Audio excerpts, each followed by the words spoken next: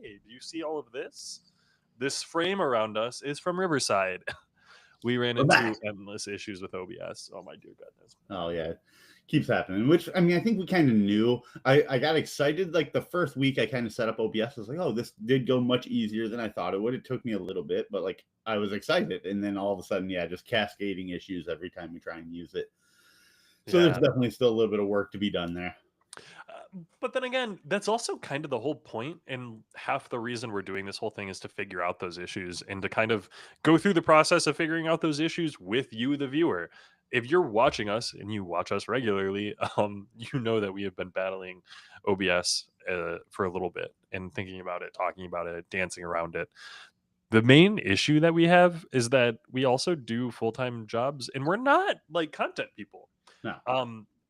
You talked about it before once, but you used to do YouTube videos, right? Yeah, but like everything that I pretty much did with YouTube, like I did like on PlayStation. You know, it was like you click a button, you share it. They had like a little inbuilt like video editor and stuff like that. Like I wasn't making a whole lot of like actual like live stream OBS computer content like this, and so it was a little more streamlined. Yeah, which I mean, hey, we're figuring it out. We're learning along the way, and we really appreciate having you guys all along with us as we get into it. But with that, I wanted to get into our topic today, which is a really interesting one. We wanted to go a little bit more broad. What if the boys started their own small business? If we were going to be starting a small business, what would we do? How would we do it? What would be the process, and what are we thinking about? And I think we both have some predispositions here to be like, oh, I want to open a card shop. I want to open a game shop. So I'm going to steal that one right away. I would love to open That a game wasn't even shop. going to be the one I was going to say. No? No, they Are you gonna... hemorrhage money, dude. Poor investment. Oh, it's awful. It's an awful investment. But yeah, we just kind of wanted to get into it and be like, hey, if you're brand new, if you're a small business and you're looking to get into figuring out small businesses, if you're looking to find market fit, if you're looking to turn an idea into an actual product eventually, this might be the pod for you. Yeah. So you're not going to start a card shop. What are you going to do then? I was thinking I was going to do tech repair. I didn't want to do a physical item. I didn't want to do like retail. I wanted to lean more into the service side. Okay. And I think like if I was to own a business, I would be on that. Like I would rather provide a service than a product personally. Yeah. So you say tech repair. What is your immediate like business model? What are you thinking? What's your goal? Where are you starting? Like I kind of had like a concept of like all repairs for like X amount. Like it's like, yo, you can get your computer repaired by me for $30 with part. Like you pay for the parts and everything like that, and then just like a flat fee, $30. You know, like I'll get to it and I can get it repaired and sent out to you. Like the labor isn't that hard for most basic computer repairs. Mm-hmm. Places will charge you a ton for it. I'm gonna come in and be like, listen, you know, no matter what it is, you just have to pay for the part and then pay me $30 and we will get it done, or whatever I decide is the right pricing point for it. Yeah. So you want to do like you're paying for amount of time, hours, $20 an hour to get something fixed, whatever that hour might be. You're not doing a like I'm not doing it by hours. I'm not like, okay, this repair is going to take me 6 hours, like whatever. Like, no, that's not like, you know, I wouldn't break it up by that. Like it would be like a flat rate. And it's a questionable business strategy. I don't know. I was going to say now I'm questioning it. So in my experience, I've built 15 plus computers in my life. Mm-hmm. You know, like I've built a lot of computers. I've repaired computers for people. Like it's never hard. Almost every time, like if you're open to like me wiping your computer, like I just got to swap out a part and reinstall Windows, and most issues get fixed. Like, you know, like that's all it really comes down to a lot of the times. And back it up on a drive, wipe Windows, give it back to them.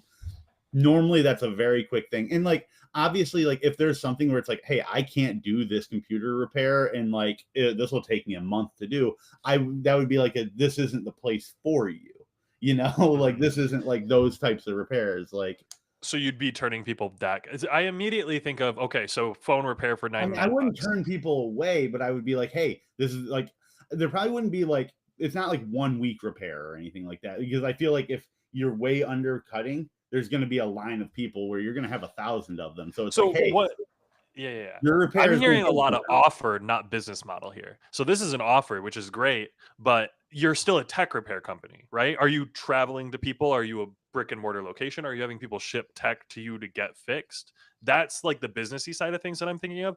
The offer is great because it's like, hey, $99 phone repair, whatever your issue is, broken screen, broken battery, we'll fix it for $99. That's what I'm hearing here, where you're like, hey, Yeah, your computer won't turn on, we'll get it to turn on for $100, yeah. regardless Plus of what part, the plus issue is. You plus just need like the parts. price of like whatever pieces we decide. Yeah, exactly. Which I'm here for that. The offer I think is really insane because coming up with the offer is really important for your business. And we've talked about offers a couple of different times in reference to a couple of different businesses. And I'm gonna draw the parallel to lawn care. So, like, if you're a lawn care company, you want to have a consistent offering. You want to, hey, I'm gonna do your lawn for this amount. Now, you're going to have to go quote because all lawns are different sizes, but you want a one size fits all for this standard person because everyone's going to have a generally the same type of lawn, just like everyone's going to have generally the same type of tower. They're going to have generally the same type of Yeah. laptop and those issues. My laptop battery died. It's going to be the same type of issue in every single laptop that you experience. So, when you're doing lawn care, you want to give them that baseline. I think our one of the lawn care companies we work with offers it like 129 a month for one mow a week because they're in a place where it goes, you have to mow Mhm. every week because grass grows real fast. But that's the offer is regardless of your lawn size, one size fits all, 129. Now if it's over x amount, if it's over like certain square footage or yardage or whatever it might be, I think we have to like go out and quote it, we have to do something different. But that one size fits all offer, I can tell you the owner of that company went into it with, I want to create a lawn care company that can do one size fits all because there wasn't one in the area. Like that wasn't an option. And so he Mhm. found market fit with that offer. Yeah. Yeah, no, like I like you saying like the one size fits all for it because like yeah, Mhm. that's the perfect way to kind of talk about like the business model that I'm thinking here. Yeah, yeah. And like maybe it wouldn't be like a one size like because obviously yes there will be certain circumstances where it is like okay it can't apply to this so maybe like it becomes like a tiered system, it's like a Mhm. 1, 2, and 3 like and you fall into one of these three, Yeah. but like I think that kind of takes away some of that appeal because like I know like a lot of people like will be like, oh, I don't want to repair my computer. That's gonna cost me like hundreds of dollars. And it's like, well, maybe it doesn't, but you don't know that. But if like those people were like, oh, there's a place that I know down the road that will like fix my computer for this much flat rate pretty much every time, like that might draw them in. Cause like I know like my mom, like I just repaired her computer Mhm. for her. And she thought like oh like the parts are going to take like to like repair this laptop it's going to cost me like $300 and I'm like mom you just need a new ssd like and it'll speed it up it'll fix like the corrupted drive like that's like $40 and it'll take me an hour and a half like it shouldn't cost you $300 and if they're telling you it does like I feel like there's a market there to squeeze into and kind of steal from those people in a way. Well, 100%. And I think there's definitely market fit to be had. I think of my grandma. So my grandpa passed away last year. All good on that end. But my grandma's left over and she is now a widow. And because she's older, her husband, my grandpa, handled pretty much all of the finances, the technology, and the purchases and things like that. She is now trying to figure out, well, he used MacBook. All of his stuff was like on the MacBook. How do I get it off? I want to see his pictures. I don't have his logins. I don't have any of his information. And so she went to one of those tech shops and they upsold her on some old MacBook Air or something like that. Um, an old phone, like an old iPhone to like replace an upgrade. They wiped all of the stuff and then didn't give her any of the pictures or anything like that. And it was just an awful like thing to hear of this company kind of taking advantage. So there's Mhm. definitely a space for not sleazy tech repair, but also I feel like the money in tech repair is probably not that great because you Probably are not. looking at like, hey, I need a bunch of people with broken computers who are Probably willing to not, fix but I it. guess the counter one that we're talking about today is a card shop, so I don't feel that bad about Yeah, oh, it. you're up here. Well, so no, no, no. On that end, My idea, and this is where I feel like if you're a small business owner and you're coming into, I want to create a new business. I want to become a small business owner. How do I go about doing that? Figuring out what your idea is and then going back and forth with it with someone and having them do nothing but poke holes in it is 100% something you've got to do. So Mhm. I'm not here to be like, Jordan, that's an awful idea. How dare you? It's like, hey, so where's the market fit? What is Yeah, this? no, What anytime I'm ever excited about any idea, you do this, so it's all good. I what am I like the naysayer? The You know, you are just very you're not naysayer, but you are very quick to, like, find issues with things and point them out very fast. And Like I maybe that's something for me to think on because I'm not trying to be negative, but I'm just like I always think of it in like, okay, here's all of the different things. What can we do with this? Because you mentioned tech repair. My immediate thought is like Geek Squad going out to people and doing like mhm, DoorDash tech repair. Because I don't know that there's like a cheap DoorDash tech repair or whatever. Hey, call us out. We'll come out to you and do a fix. If it takes us less than an hour, it's $49. Drive wherever you're at. And if you're in a 15-mile radius of where I'm at, I'll drive there and tech repairs are $50 if it takes yeah, us an hour. And yeah, I it's, like that. even if you do it on a tiered system where it's like it's going to be $50 an hour, however long it takes me to finish it, we'll get there and do it. I'll Yeah, quote you what I can over the phone. You tell me what it is. Oh, my Wi-Fi is not working, my computer's not turning on. Flat rate, it's going to be $50 an hour. I will be there, whatever. Whatever that price point you need is. yeah. And so that's where I'm like, well, shit. Is there something like that exists already? Not that I know. Like you said, I think like Geek Squad does something similar, but I think Yeah. that's normally through like a protection plan almost. Like I don't know. I guess I don't know. It's been so long since I've done anything with Geek Squad. Yeah. Um, but like, yeah, I can't think of like mobile like tech repair. Yeah. And Just I have like a little fold out trunk where you have like a station that you can like build stuff at. That'd be dope. well, that's what I'm imagining is like give yourself a Ghostbuster van or whatever, and you're like You John Doe's traveling tech repair. Like make it over the top. this is completely random, but you ever see? I think he's from Atlanta. There's a guy who does like this video of like I got a store in my trunk.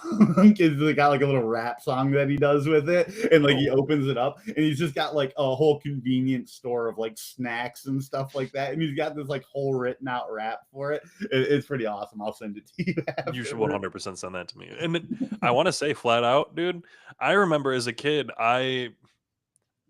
well, my friend and I ran a candy empire. And so our backpacks were never full of books or anything. We would be carrying homemade candies around.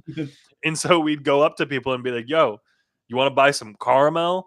And then just whip it open. We'd have like I two love that. pounds of caramel individually wrapped that we made up or whatever. Do the You want to little buy some caramel, suckers? like you're slinging little dime bags of caramel. Like, not even kidding, dude. Wrapped in wax paper. It was not sketchy because we were like 12, but also might have been a little bit sketchy. Yeah. And that would not be my business model of trying to start a bakery because I feel like trying to start any type of food business is not where you want to be. I do think people who franchise are somewhat fascinating. There are a lot of people who do franchises. Do you know anyone who's like owned a franchise or done anything with that? Like not super well. Like I don't like none of like my close friends or anything, but like I knew people like this girl I knew in high school, like her parents like franchised like some Subway restaurants and stuff like Mm, that. Yeah, yeah. that's about it. And I don't know anyone like offhand directly that's been franchised for forever or anything like that, but I do know a couple of different restaurants around me are franchised. Like the nearby McDonald's is franchised, and I'm the weirdo that goes in and like asks these questions. So I went into that McDonald's and I've talked to the owner who happened to be 14-year there old at the kid time. behind or 16-year-old kid behind the register. Like, I don't fucking know, Well, bro. no, no, no. So like you can usually tell when it's like the manager or whatever when you're in the drive-through because they walk up and they're like in a shirt Yeah. Oh, and yeah, they've yeah, yeah. got They're the only ones in the blue button up, like McDonald's. exactly the Yeah. blue button up. They've got a tie on. They're like there for the day to like show face or whatever. So I ran into a guy like that at the nearby McDonald's and I was like, hey, so like. Is this a franchise location? Are you like part of the whatever? He's like, yeah, I'm part of the franchisee. I'm actually, I think he was either the younger brother or the son of the like Mhm. actual owner or whatever. But I got a chance to talk to him about it a little bit, and he was like, "Yeah, so we generally have to, follow all the corporate shit. They've got to follow along guidelines." But they talked about how they generally franchise a bunch of other restaurants. It's usually not one. They don't normally do just one, which I think Yeah. is crazy. But Well, because I feel like when you're franchising them, like they're obviously like you were saying, there's a lot of like hoops and stuff like that that they have to mhm, do and the rules to follow. But I think kind of once you have an established franchise, it's almost like being a CEO of a big company where it's like, okay, now we let it run itself and then we expand, like when you run a business, you want to run it to the point of it becoming autonomous and then you being able to grow. well, and it's uh, flat out turning it into a process, Yeah. making sure that you can do it again and again and again. You have a step 1 through 10 that will let you replicate that success. Um, in the chat, which by the way, we've mentioned Melanie. She is going to be on for producing. She's in the chat mentioning her Pilates studio is very much the same thing, where sales, social media, franchising. They're like, hey, open Pilates studio all across. You can use our name, you can use our branding. I know massage therapy is really big on franchising too. There's that Hand and Stone Spa that is a bunch of different franchises. So you're like, hey, you can buy our name, buy our marketing. And I mean, I will say I would love to open up like a brand to franchise. I think that would be super cool. I Yeah. don't know how you go about creating a brand that's strong enough to do that. I think you need to have a location and a service, but Like this feels like a cop out answer, but I think no matter what in a situation like that, it's always going to take a stroke of luck. oh, Like uh a lot of like hard work can give you a successful business. Luck is going to give you like that mega success to the point where it's like other people are like jumping in, trying to franchise and take your business and make it their own. heck yeah. Which I mean, always luck. The world's kind of crazy right now. You can put in all that energy and effort if you're gonna do your traveling tech repair business or whatever. Like, yeah, but you gotta hopefully go viral, get a couple million on TikTok with one of your social, And outreaches campaign. and again, I want to stress what I said there. Hard work can make you Yeah, successful. Like you don't have to be lucky to be successful. yeah. But I think to get to that like global like this $1 billion brand, that So are like you you saying start I can getting. never be a billionaire? I didn't say that. I said to have $1 billion brand. And also I didn't say you couldn't. I just said it takes a little bit of luck. Yeah. I wonder. Well, one day we're gonna go viral for one of these like campaigns, for one of these conversations, and it'll be great. And it won't be about tipping. It'll be about something nice and not rage baity. You told me to start rage baiting more. Well, no. So let Just me let me digress here for a second because I do want to complain to our audience here. Anyone who's listening will know that we also go live on the Joey Matterhorn channel. Joey Matterhorn, our boss, love him to death, has a lot of ideas and he is extremely smart. He talks about credit on the Joey Matterhorn channel a couple of times. We've gone live talking about credit, how that works for businesses, how that works for the individual, and how to work on your credit. Well, it's something that he knows a lot of, and he decided, you know what, I'm going to make the credit influencer. I'm going to make this brand. I'm going to test this out. I'm going to do this thing. And so, what was it? 3 weeks ago, 3 weeks or a month ago, he was like, I'm going to make the credit influencer a thing.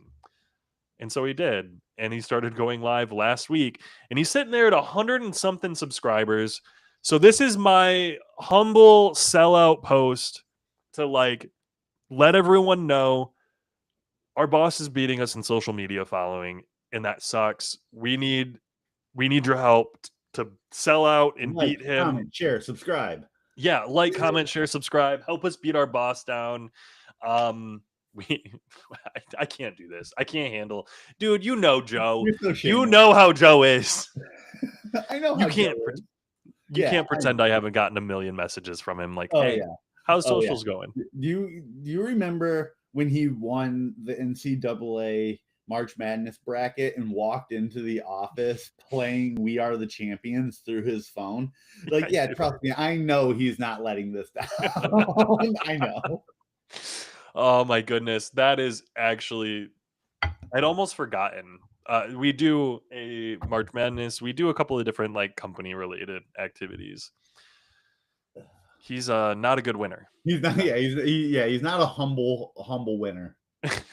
Then again, if you're gonna run a company, you're gonna run a business, being humble is probably And not one of the greatest skills you can have. It's probably important. You should probably be a little bit more hey, humble. But hey, if you're winning, who is anyone else to say anything about it? You know what I'm saying? Like, all I hear is a bunch of losers yapping.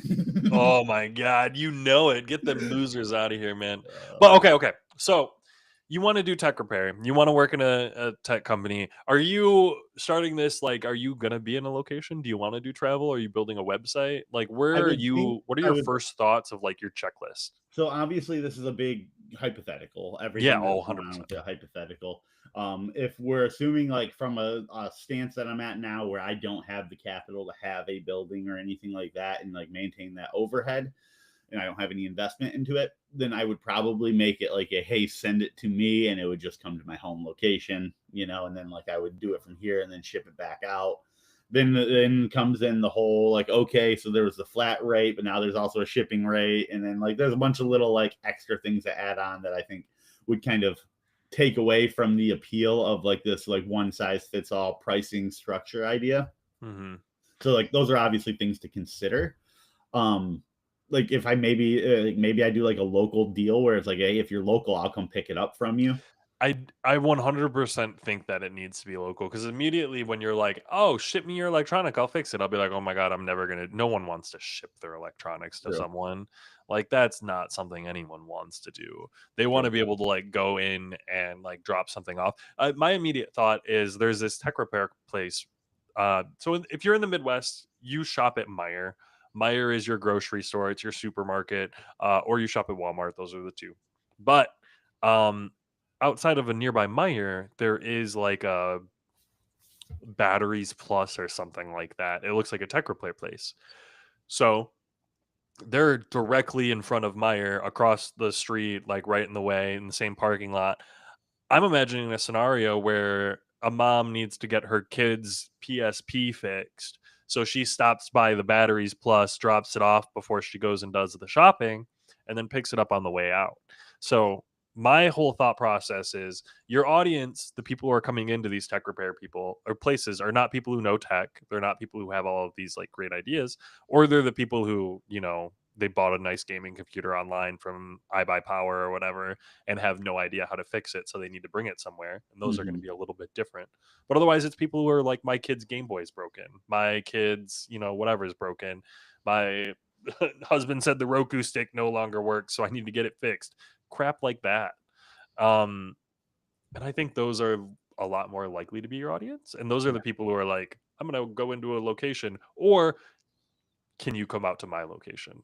And so yeah. you just need to find like that right audience. And Grand Yeah. Rapids is big So enough. so I do think like coming out to their location in a situation like this, and this is probably getting into like the nitty-gritty of how like this business would actually function. Yeah. I don't know that like I'd want to do tech repair. Like I don't want to like dive into someone's computer like at their place and stuff like that. I don't know, maybe that's just me.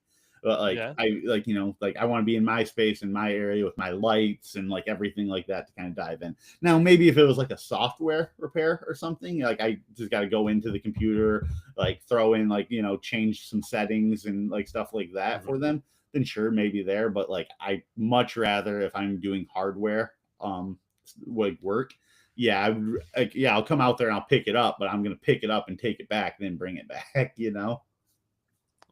I guess that's fair. I'll say I don't think I'd ever do that. Fair. If I were going to bring it, like I'd bring it and like drop it off and then want to pick it up. Yeah.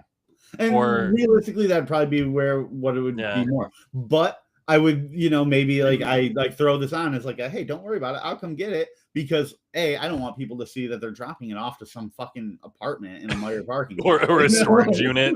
Yeah. Like that's what I'm imagining. Is immediately like I'm no overhead. You're like, okay, I need to set up an office, so I'm gonna have a storage unit where I rent for $50 a month.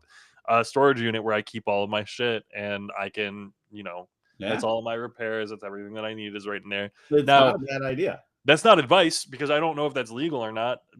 Want to be clear, but like That's where I'd be keeping all of my stuff, You is in don't a stop storage me. unit.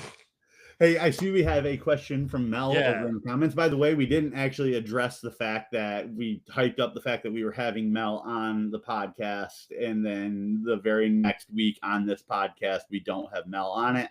We did address the Riverside OBS thing. That's kind of where this whole issue is coming from. We do have Mel still over here moderating us to an extent in the comments here. And she Yeah. asks, out of curiosity, what kind of personality do you think someone needs to successfully run a business? I know I'm determined and work hard, but I can be quiet and shy. Could I still succeed? Cody, what do you think? I think it matters what business you want to get into. So if you're going to be quiet and shy, you probably don't want to be in customer service and be out there, needing to interact and drum up your own business. But you can definitely still be a business owner. Right now, and we were going to talk about side hustles and stuff like that for a hot second. There's a lot of this like faceless YouTube channel, create all of these like faceless whatever. You can create a brand that doesn't have your face or your personality or anything associated with it, and it can be successful. um I don't think that there's any issues with that. um but as for like the actual question, what kind of personality do I think you need? I think your personality, like any personality, can be successful. It just needs to match the industry, and you need to be able to brand it well. If you're going to be a plumber, you can be angry. If you can be nice and kind and friendly, then you're going to be a great plumber. Like you be able to start a great business. If you're doing traveling tech repair, you need to have a gimmick. You need to be friendly and nice and be able to get out there. I think if you're going to be a business owner more than anything, you need creativity, ideas, and like gumption to get it done, Yeah. like consistency. I mean, she says there she's got the determination and hard Yeah. work, and I think that those are the two most. She pointed those out because I think she knows that those are the two most important things. But You then know, you talked about luck, dude. And yeah, there's a stroke of luck that comes in, but again, I want to go back to that. What I said there, you can't. She asked, "Can I yeah, still succeed?" Yes, you can still find the success from determination and hard work alone. I fully believe that. well, you Now, got to believe in that. being quiet and shy might be roadblocks along the way. They might be speed bumps, they might make it hard. I think the biggest way to overcome that is surrounding yourself with a team that kind of, or at least like one person that's like maybe not the also the owner, but like your step down, that's like your top level management that can kind of fill in for that, but also understands you having like you go say something kind of shy to like if Angie was Melanie's, like second in command there. Like I that's the think type of person that she would need as her second in command if she's not able to go like put the boot down on the people who are slacking or anything like that. yeah. So right now, I'm hearing business owners need to put together their heist team, and the heist team needs to have a safe cracker, a getaway driver, someone on intelligence, a techie. You need to fill all the roles in a company, and you need to understand as a business owner, you're not going to do all of them. The business owner in almost every single business, if you're a small business and you're like the only writer, you got to do it all. You got to wear every single hat. Your marketing and services and, fulfillment and product and all of the things. You need to source all of your stuff. You need to do the service. You need to do your marketing, find your customers, interact with them. Now, as you grow and you build your business, you need to find other people to solve all those roles. If you're able to be determined and work hard and you can find your small business, find your niche, find your fit, and then you can expand out and bring people on to support you in those roles that you don't do very well. 100%. And holy crap, man, that's my biggest like takeaway is like being manager or anything like that. You need to fill in your gaps Man, because I have immense gaps. I love the heist analogy because think about Yeah. every heist movie you've ever seen. There's like one leader that's like leading the heist team, but that's not the person who put it together. There's always the one guy who got that guy to assemble the team. Mhm. Your goal is to be that guy at the top. Yeah. You want to be the guy with the idea who's like, "Hey," and amazing analogy. The more I think about it, I'm like, oh yeah, because that's 100% Joe. Joe's not like, hey, let's go rob this place so that we can get all the diamonds and sell them to this place so that we can whatever. Joe's like, I want to get that diamond for my pedestal over there. Go get it. Yeah. And then I'm sitting here like, great. let me go get my team together because I need to go find a getaway driver. I need to find someone to hack the Pentagon so that I can actually get into where the diamond, Yeah. whatever it is. I need I to go didn't know they break had through. diamonds at the Pentagon. That's crazy. You don't think there's diamonds at the Pentagon? This is I my don't know. Maybe. conspiracy I don't theory. know. I don't even know But what's going on there. as it is, that's the leader's job. So if you want to be that person, you want to be that guy behind everything, and that's 100% Joe. Joe's over here like, I want to get a short code, and I'm like, okay, cool. Let's go make the credit influencer. So I see we got another question down here from Meligan. Speaking of luck, how long should you rely on that until it doesn't work when it comes to running your own don't, business? don't rely You on luck. should never rely on luck. Again, I've repeated this multiple times on this podcast, and I want to say it again. The success comes from the hard work and determination. That's where the success comes from. The super success is what's coming from the luck. So So you when shouldn't rely on that, or hope for it. Don't rely on it. I'm sorry, I might be a little bit confused, Jordan. So luck is what gets you that initial success, right? No, that's not what I'm saying. I The know. complete opposite of that. Luck can be there for your success, but you shouldn't rely on it. Luck is not something that's going to be there for you. I think the easiest way to compare it is hey guys, I want to go viral. If you ever hear someone, how do I go viral? What if Sam clips this very moment right here, right now, and you go And we viral? went viral. Yeah. What if we just go viral, guys? If I had $1 for every time I've had someone message me and be like, "Hey, so like what if we just went viral?" So like, how do we go viral? And I'm like, "No, that's not how this works because it's luck. You don't make luck. Now, you can play the odds. You can definitely like work on getting yourself set up to more likely succeed, and you can work hard to set yourself up to take advantage when opportunities arise.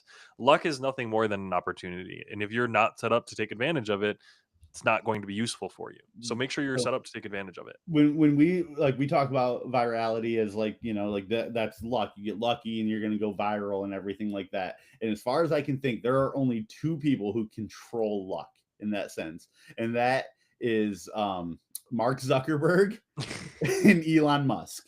Those The are the guys who only two make all people the algorithms. who have luck under their control. They can determine if you go viral or not. Well, and it's not even necessarily like going viral or not either. Like you how should I put this? You won't go viral. You don't have that opportunity if you're not making content. If Okay. you're not producing something, you don't have the opportunity to even get lucky. If you're I think the most famous analogy is like you can't win the lottery if you never play. Like if you never You know, play, you I got can't the win. perfect quote for this. All right. Yeah, This is a Michael Scott quote quoting Wayne Gretzky. All right. All right. You miss perfect. 100% of the shots you do not take. 100% of the time. You need to play in order to get lucky. So when we talk about this luck, we talk about going viral. You need to be creating content. So if you're going to be a small business owner, you're going to want customers for your business. You're going to want to create content. You're going to want to go viral.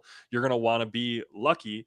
You got to be in a position to take advantage of that luck when it shows up. You can't go viral if you're not making content. I don't know how to repeat that another way to get that through someone's head.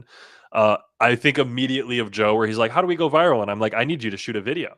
He's like, "Well, I can shoot a video," and I'm like, "No, I need you to shoot a video." And I need you to recognize that that video probably won't go like me saying Oh, I need you to shoot a video doesn't mean that that video will go viral. It's probably not at not all. going to. There's a like 99+% chance that it will not, but each time you do that increases the odds a little bit by a little bit, because if you have more out there, the chance just goes up. It's just the law of large numbers. Law of large numbers, man. So what's the most viral that you've been like personally?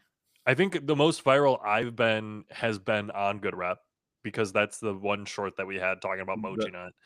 Yeah, your mochi nut one for you was a pretty good one. My tipping one for me on this was pretty good. I've had Reddit posts get like 13,000 updates. 13,000? Well, so But I'd that's on almost consider Reddit, that. Like That's Reddit. That's social media. I haven't had anything remotely like that. I think the Mm, most I've ever gotten is like a couple hundred likes on Facebook or Instagram. Like that's the most. yeah. I Mel's gonna be scrambling to turn us back from this tangent. She's Uh, like, "Oh my goodness, what's going on?" I played Animal Crossing on the Switch when it came out, and like I built like a gym in my basement that had like these cool like you could upload like QR codes of like pixel art and then upload it into patterns on it, and I would use that to make like what looked like canvas art kind of, and I would do like kind of like paneled canvas arts. And like in the basement I had like these like Super Saiyan Goku, like I had like all four of them down there, and then like posted the QR codes on Reddit and was like, hey, if you guys want these, like, like just PM me and I can send them to you or whatever, or I can custom make them. And yeah, it just took off one day. Like I had a That's ton super of it. cool. Well, and I feel like those are the things when that is a viral moment. And it's worth noting. So when you did that, you didn't have a way to monetize or use all of that interaction. You just I should have made sold something those QR cool. codes. I should have been like, Venmo me $5 and I'll send you Well, the no, QR not code. even that. Your QR code should have brought them to whatever and then have a little, you like this? Buy me a coffee. Yeah. Yeah. Donate $1. Like whatever. Hmm. Like having that little link, but you weren't prepared. And that you weren't in that mindset. It's a different whatever. And also I want to be clear, not everything needs to be monetized.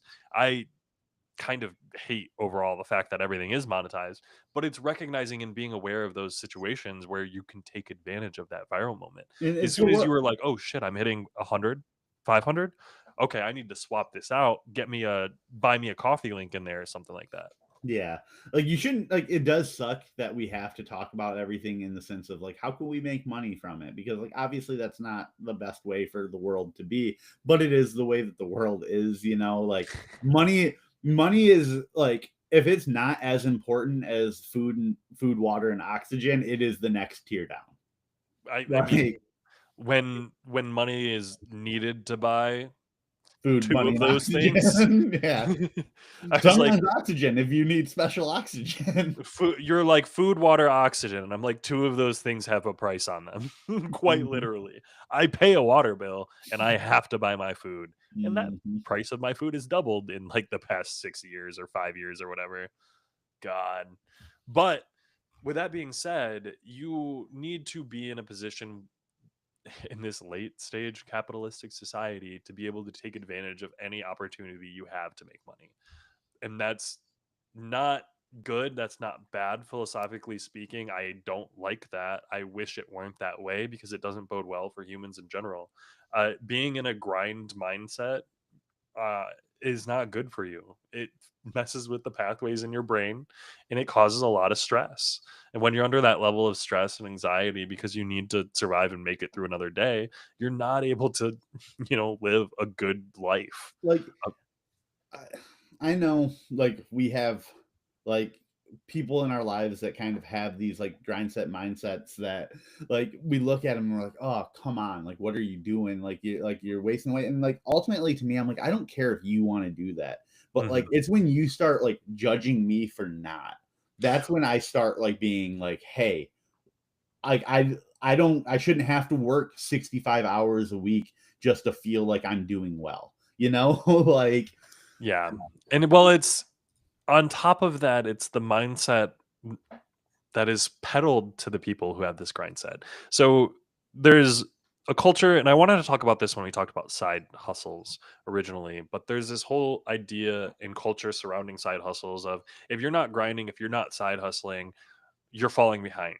You're constantly falling behind. Someone's doing better than you. If you're not making that dollar, someone else is making that dollar, and I can tell you how to do it.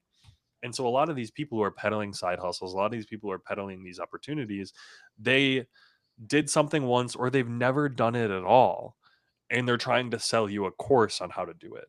mhm, Hey, so this is how you make money drop shipping. Have they ever made money drop shipping? No, but they know how to fake their stats and make it look like they have. They can use mhm, AI to make all of those images fake, and so then they sell you a course and it's 19.99 to get a chat GPT course on how to drop ship things from China. And it's like, great, that's a bunch of information. You just paid them $20 for it, and that's their whole monetization. mhm. And so when that is the mindset surrounding all of these different side hustles, it's not actually this is how you go out and make money. It's I'm making money on you, you're the product. People end up in this like cannibalistic almost cycle of like I need to come up with a side hustle so that I can sell the side hustle to other people who want to do side hustles. And so now everyone's doing that side hustle and no one can make any money except for the people selling the course on how to do the side hustle. Mhm. And it's a race to the bottom, a rat Yeah. race to the bottom, and I hate it. Seems to be like a recurring theme kind of with a lot of newer approaches to business and this, like you said, late stage capitalistic society we find ourselves in. Not to show my political leanings or anything like that. You, Cody, you're not political. I've never been political. Dear Jesus God, have you seen that? I'm actually this is completely off topic, and this is going to have Mel cringing because we're Mel's talking already sent politics. a question that I'm waiting to start reading, but like Okay, I'm okay. interested. I'm We sorry. This don't is the have last her one. here to tell us to stop, so take advantage of it. We only have so much freedom left before Mel's on here. But no, no, no. So, I am of the opinion that everything is political at the end of the day. The way you move through life, generally things are political. If you can't be like, "Oh, take the politics out of coffee." It's like, okay, well, if politics is part of everything, it's part of how people move through life. It's just like religion is part of everything, whatever. Do you agree? Have you heard that? I mean, I think yes and no. Like, I don't think it's so binary as like it's involved in everything. Like, yeah, it is, but like, how much is it involved in things? Like, yeah, coffee, obviously, like, there's tariffs. We don't grow coffee beans here in the United States. Yeah. So, like, yeah, of course, that's going to affect your coffee prices. Things like that. Obviously, yes, politics play into it, But but it's politics a don't play into spectrum, every it's not aspect. binary. Yes. Yeah, exactly. And I so I get that, but I can also see where it's like, okay, but in this conversation right now, we can take the politics. I'm not saying this one. Like if you were yeah, yeah, yeah. talking But just about in someone, general, yeah, it's like you can remove the politics from topics of business. Like not everything has to be about politics, even if politics do affect it. Does that make sense? yeah. So it's not like a hey, everything is political. It's a hey, I'm not trying to be political with this thing. Yeah. Like Now, in that same instance, I'm here for that. I think I can agree. But if you do something and then someone says, "Hey, that's political," like that's a thing, and you be like, "Oh, I wasn't meaning it politically." Do you think because that other person is taking it that way that there's, something going on there? Like what's the problem there?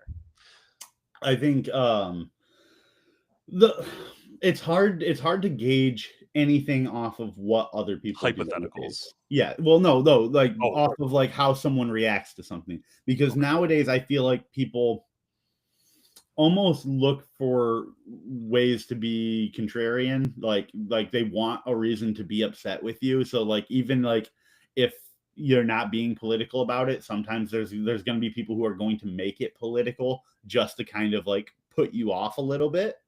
And I think that the best way to go about it is sticking to your guns and being like, this is not political. I'm not trying. Well, like the issue I'm talking about doesn't have to do with the politics of the matter. Yeah. Yeah, yeah, yeah. And so my first thought when you're saying that is thinking about like the Bad Bunny stuff. So Mhm. when they announced Bad Bunny for Super Bowl, which I've not listened to Bad Bunny very much, I did download a Spanish learning app so that I could learn a little bit of Spanish, and I've been going back to it. I've I've went through like 5 or 6 lessons on it. Which one are Not you much. doing? What? What app? Oh, you're right. I should 100% call out the app because it So we can is get a our sponsorship. well, no, it's a free app. It's 100% open. Where is it on my phone, actually? Language transfer. So it Okay. is on the App Store. It's a completely free app. It's open source. I think like the people who created it are like they created it for free. They've done a couple different languages. All of the lessons are free on it. It's not like Duolingo or anything like that, but it's called Language Transfer. It's a Okay. pretty dang nice app. Does it do other languages too, or is it Yeah. just the So Spanish one? the whole purpose of it is not to like do a lesson and fill in the blank. It's listen to this 5 to 15-minute long like conversation of someone teaching someone else the language. So you're Gotcha. listening and you're when the person teaching asks you to do something or say something, you pause the video and you say it. Yeah. So that's the whole purpose, is you listen to it, you pause, you say the words, listen, pause. And the main thing that they're trying to teach you is to get comfortable with speaking and kind of like how to say words, because more than anything else, like figure out what words you know and then be able to speak and then fuck up sentences. Yeah. Go talk to someone and fuck your way through it for 15 minutes and they'll teach you and they'll laugh and you'll be like, I'm learning Spanish. Yeah. Like it's a great situation. And so I'm kind of Uh, here for that. I was just talking to Mel the other day. So Mel's bilingual. She speaks another language, and we were talking about like potentially like a third language. And I was like, man, I just kind of want to learn a second one, but like I'm also in a position now where it's like I know like I should learn like Spanish or something because it's like the most popular like outside of English and everything. Mhm. But it's like now my entire other like my brother's whole side of the family that he just married into all speak Farsi, and I'm like, man, I really should learn that. I should learn to speak that so I can, or at least like be able to understand Yeah. it to an extent where I can communicate with some of them. But like it's like such a small dialect that like in comparison to like other languages and everything, like it's like, man, I'm gonna learn it and I'm just gonna be able to apply it in like the like month out of the year that I might spend with these people. But it still seems cool. Another thing that we talked about, have you seen like the AirPods, like the AI that new AirPods Yes. can do with the translate? Real time translate. I really want to try that. I want to see how that works. I think those will be pretty interesting. But I do, sorry, Mel. Yeah, I'm we got two saying, questions now. We got let me read Mel's message. we Politics. haven't done the one before that yet Oh, either. we have. Oh, So so how do that's you pretty know awesome, if it's Jordan. worth trying to build up on that? That's pretty awesome. Business owner build their business up after going viral. Do you think the boost in engagement could be temporary, or how would you know? So yeah. Jordan. Very temporary. I think a lot of viral things on the internet are flashes in the pan and go away. That window that you have, like the time immediately after you going viral, I think like the first 48 hours after that are probably going to be the most important time. How are you going to claim that? You know, like there are people who are very successful. Like I don't know what the damn Daniel kid is doing these days, but I know I just saw the Hawk Tua girl on a TV show yesterday. You know, like Well, yeah. So if you're that person who's getting there in that viral frame, I think drawing a parallel to the, what was that? Was it Periscope? The CEO who was caught at oh, the at the whatever. Coldplay concert. Yeah, so that CEO was caught at the Coldplay concert, whatever, that thing happened. That's a viral moment. That is unplanned. You weren't whatever. That happened. And I think it was within 48 hours they came out with an ad with Gwyneth Paltrow, Coldplay's ex-wife, talking about what happened, releasing their CEO. And this is another step. And this is very important. If you're going viral, address it. Yeah. You need to do something about it. If you're Mhm. going viral like this negative activity, as a company, you address it. They got rid of their CEO. They were like, we're doing something about it. Elephant in the room. And they got like no pushback. Everyone Right. loved it. They were like, hell yeah, okay. Yeah. What a great thing to do. Everyone's looking at your company now. Take advantage. Yeah. Own it. Also on this topic, before we jump to the next one, I want to Yeah. talk about like Eric. You know, Eric Mhm. has had found a lot of success in some of his videos, some Yeah. of which do better than others. He has talked about it on the podcast where it's like, yeah, sometimes when some of them are doing good, it's like other ones will do good from proxy. But then Mhm. like once they kind of fall off, obviously, like then like it's kind of a high and low of like views. He does decent through and Yeah. through, but when he's doing good, he's doing better. Yeah. And I do remember him specifically talking about a viral moment where he came up with a clip for a song. And I think it was, I think it was the Gnome one, right? Maybe. Um, but he came up with a hook, a beat for a song, and then made a TikTok about it, and it went super viral. Everyone loved it, and he had nothing to release. He had no Yeah. songs. He didn't finish it. There were no Yeah. more lyrics. He only had that clip, and so he Right. looked at it, and he's sitting there going viral. And he told me about his panic attack almost, where he's sitting there and like dropping the stomach of like, well, shit, I have nothing I can do with this. Yeah, He like didn't I need have. you need to have a way like Viral is just kind of, it's almost like an offer that you need to claim, like here you go, here's an opportunity for you to be successful, but you have to take it now. Yeah, and even minor virality where it's like, hey, all of a sudden, this song started getting picked up, and when you're an artist like that, and Eric and I have talked about this a couple of times, where he'll have a song pick up a little bit, and it's the whole album. His other music starts getting listened to. It'll start getting added to Spotify playlists because it's like, okay, someone new listens to it. They have an audience of 50,000 people, and they make a song with it. So to those 50,000 people, all just heard your song. Now they're gonna go all add it to a playlist. Well, they're not just going to add that one. They're going to look at your name and they're going to look at the rest of your music and your discography. If they're doing it on Spotify, you need to have that shit on Spotify. If they're doing it on Apple Music, you need to have it on Apple Music. You need to have all of this ready to go so that they have somewhere to go and take advantage of all of Yeah. this. Otherwise, you're going viral and they have nothing to do. You have their attention, do something with it. Yeah. I'm Oh, gonna jump to her next yeah. one here. She says, politics. I read it as politics. Like, Uh, terrifying. well, tying it into owning a small business, how would you personally handle or deal with political issues that might cause problems or affect your business? Oh, God, man. It That's a tough sucks. one. That's a tough I've one. watched flat out, I've watched multiple businesses go out of business because of this whole tariff stuff going on.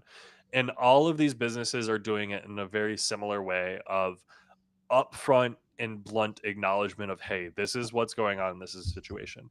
And so this is purely political. The tariff stuff sucks for small business. It really Yeah. does.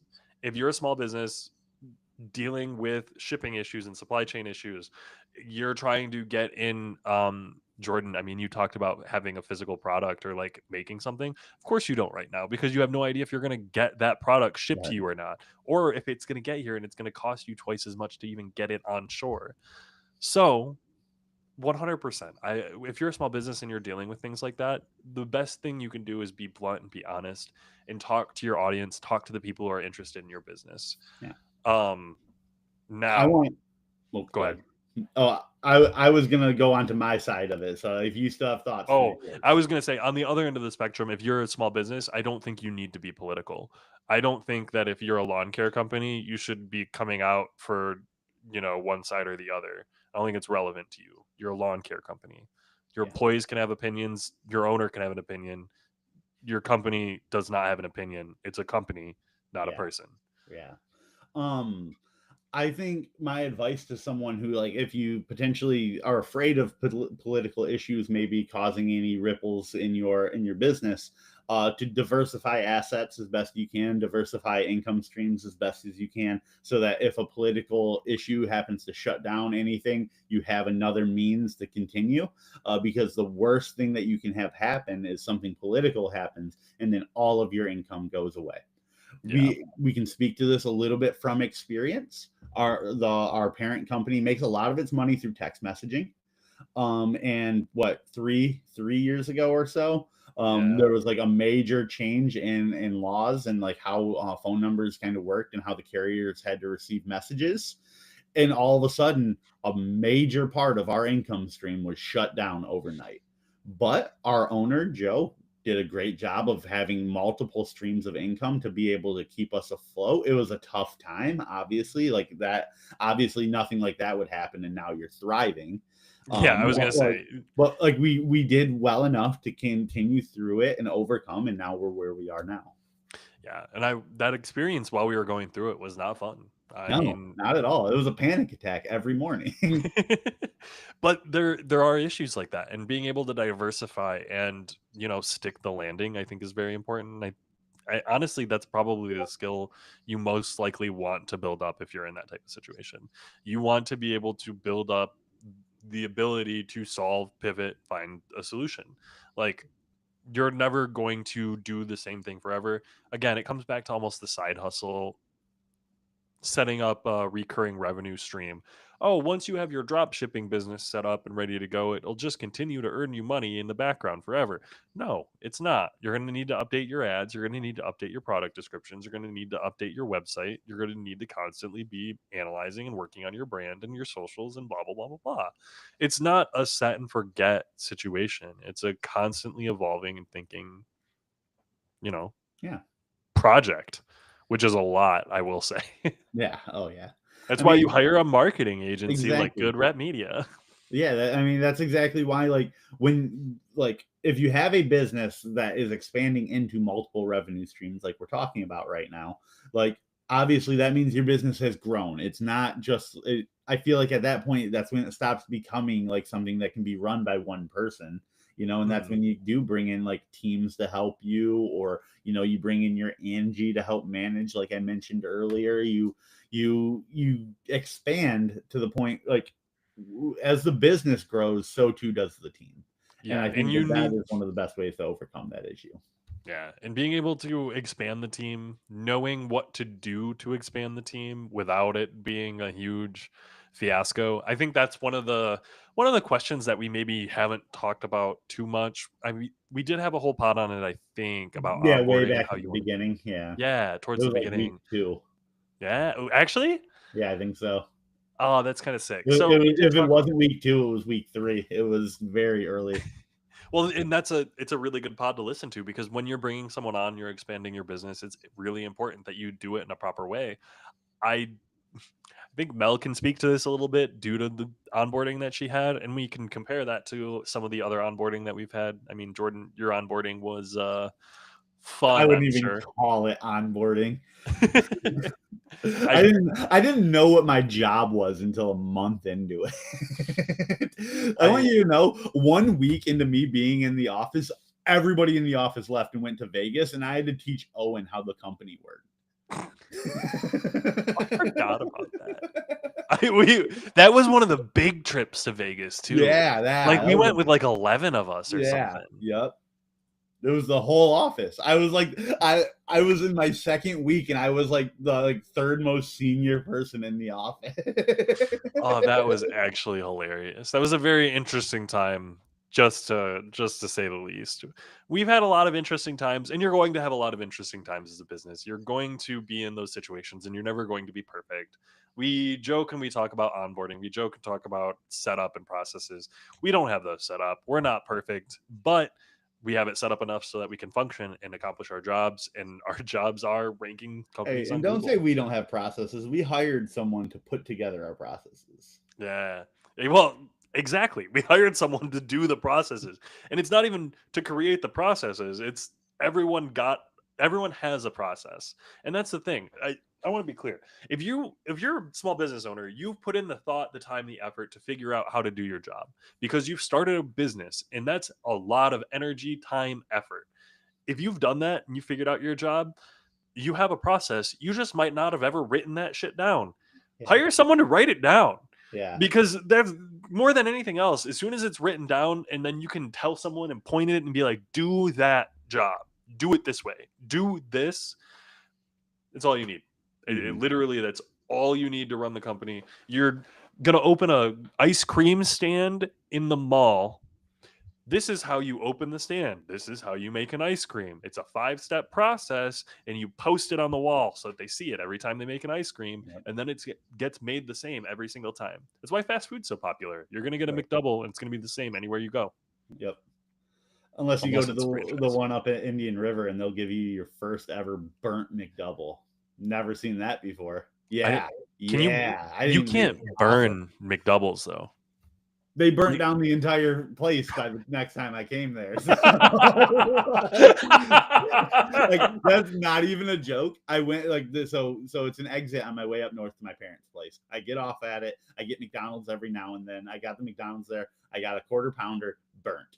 Don't know how they did it. Never seen a burnt burger at McDonald's before. Whatever. Went home, came back like a month or two later, went through that same exit, like looked at the gas station that it was at, completely burnt down. I'm blaming the McDonald's. That's actually hilarious and also awful because what in the world, McDonald's? Come Yeah. on now. Uh, But hey, let me end this off by saying if you're a small business owner, if you own a small business, if you're interested in owning a small business, come check us out. We are Good Rep Media. My name's Cody. This is Jordan. We are a small business marketing agency. We help small businesses get ranked on Google. We help them get customers in their doors. We help them get found online. And if that's something that you would like some help with, that's something that you're interested in talking to someone about. If you want to know what we can do, schedule a chat. There's a little link right here, goodrep.media/chat. It goes directly to me.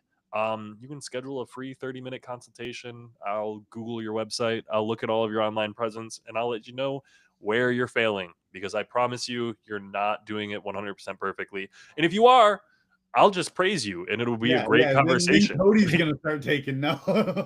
Yeah, I was gonna say, if you're doing it great, I'm ready for it. I wanna learn. So come Also, teach dude, me. if you're doing it perfectly, why are you calling anybody?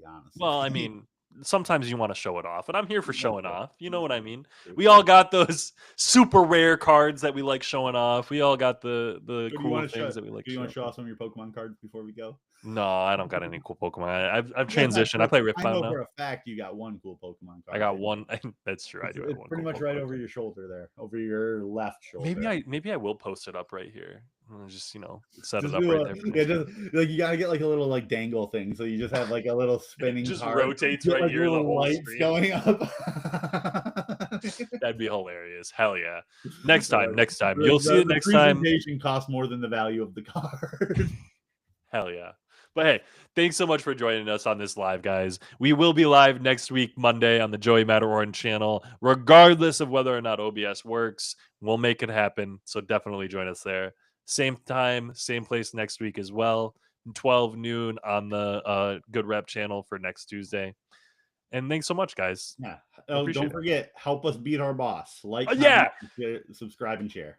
Like, subscribe, share, because we need to beat our boss. Because, dude, he's at like 120 something right now, and that's just it's disrespectful. It's disrespectful. It's so Help us out. disrespectful. We need your likes. Grubby, get our grubby hands on your likes, please. And we'll see you next week.